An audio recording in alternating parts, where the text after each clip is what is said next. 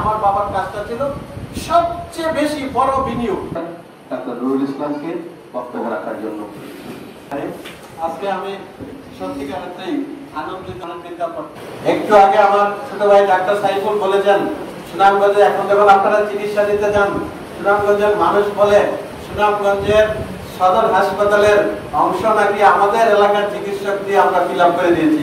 এটা যে কত বড় অর্জন, এটা আমি কখনো ভাষায় প্রকাশ করতে পারবো না। এক সময় আমাদের এলাকার মানুষ ডক্টর খুঁজতো যে কোন বড় ডাক্তার দেখা যায় কি যাওয়া সম্ভব কি সম্ভব না, কিন্তু আমরা এই স্কুলের কল্যাণে, আপনাদের কল্যাণে, আমাদের প্রধান শিক্ষক থেকে শুরু করে আমাদের সকল শিক্ষকদের কল্যাণে, আমি যখন স্টুডেন্ট ছিলাম সত্যিকার তখন আমরা স্বপ্ন দেখতাম না যে আমি ডাক্তার হবো, ইঞ্জিনিয়ার হবো। আমাদের এলাকাতে এই স্কুল থেকে পরে একটা ছেলে বিজ্ঞানী হয়েছে, কিন্তু এখন কিন্তু দৃষ্টান্ত স্থাপিত হয়েছে। এই স্কুল থেকে প্রচুর পরিমাণ শিক্ষক ডাক্তার তৈরি হয়েছেন। আপনারা মনে করছেন যে কোন উন্নয়ন এবং ভবিষ্যৎ পরিকল্পনা যদি করতে চান একটা শিক্ষিত ছেলে মেয়েদের ছাড়া কিন্তু সম্ভব নয়। তাই আমি বলতেছি আপনারা আসুন, আপনাদের ছেলে মেয়েদের পিছনে সবচেয়ে বেশি টাইম হোক বিনিয়োগ করুন, টাকা হোক বিনিয়োগ করুন, সময় হোক বিনিয়োগ করুন।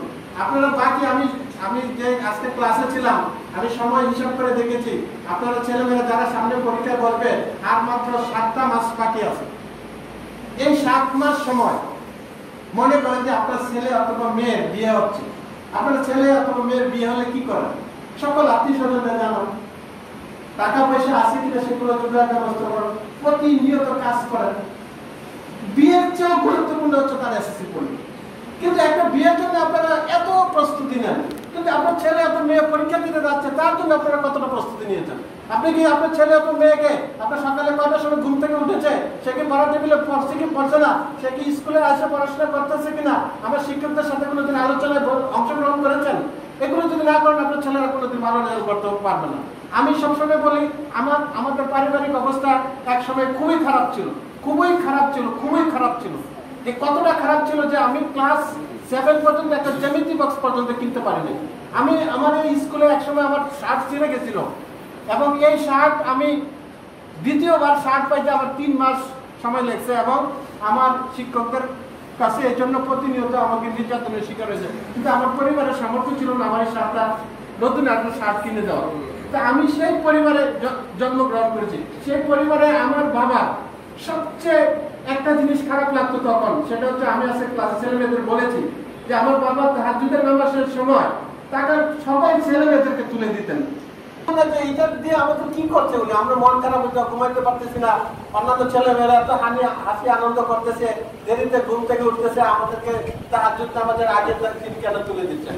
কিন্তু এখন এই স্টেজে এসে দেশ বিদেশের গুরুত্বপূর্ণ শিক্ষা প্রতিষ্ঠানে এসে পড়াশোনা শেষ করে এই স্টেজে এসে বুঝতে পেরেছি যে আমার বাবার কাজটা ছিল সবচেয়ে বেশি বড় বিনিয়োগ।